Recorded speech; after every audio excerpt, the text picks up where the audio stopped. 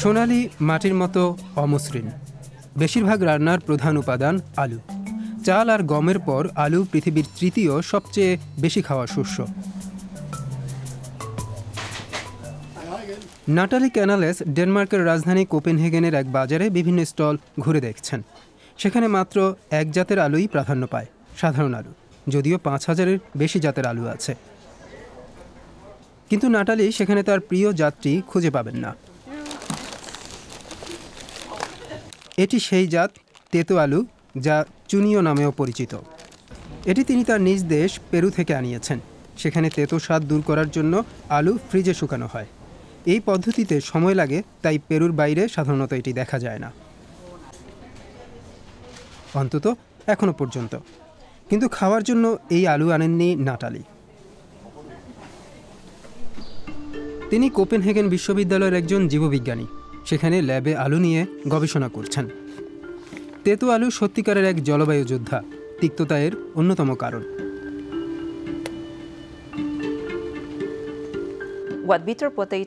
সাধারণ আলুর সঙ্গে তেতো আলুর পার্থক্য হচ্ছে তেতো আলু হিম ও খরা সহ্য করতে পারে।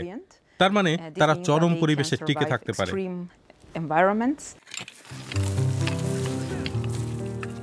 পেরুর আন্দিজ পর্বতমালায় এই আলু জন্মে।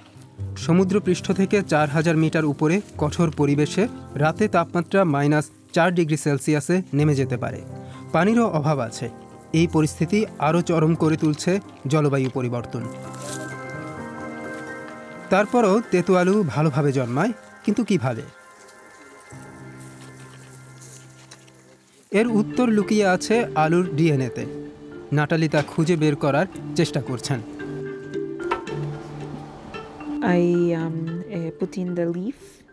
আমি তেতো আলুর একটি পাতা এপেনডর্ফ টিউবের ভেতর ঢুকাচ্ছি। সঙ্গে থাকছে ধাতব পুঁতি। এরপর এটিকে একটি মেশিনে বসিয়ে মেশিন চালু করলে পাতাটি গুঁড়ো হয়ে যায়। ডিএনএ বের করার প্রথম ধাপ এটি। তেতো আলুর বেঁচে থাকার জেনেটিক চাবিকাঠি ডিএনএতে আছে।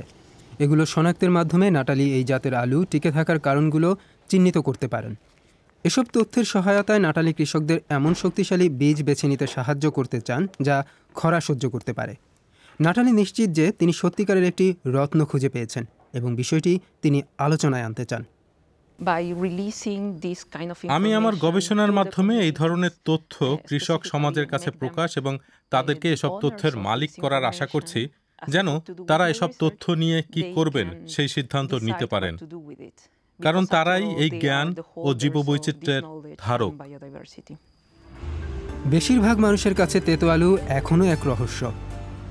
তবে খরা প্রতিরোধী ফসল হিসেবে আগামী দিনের খাদ্য ব্যবস্থার জন্য এর সম্ভাবনা অনস্বীকার্য। তবে একটি প্রশ্ন রয়ে গেছে, এই জাতের আলুর ভবিষ্যৎ কে তৈরি করবে?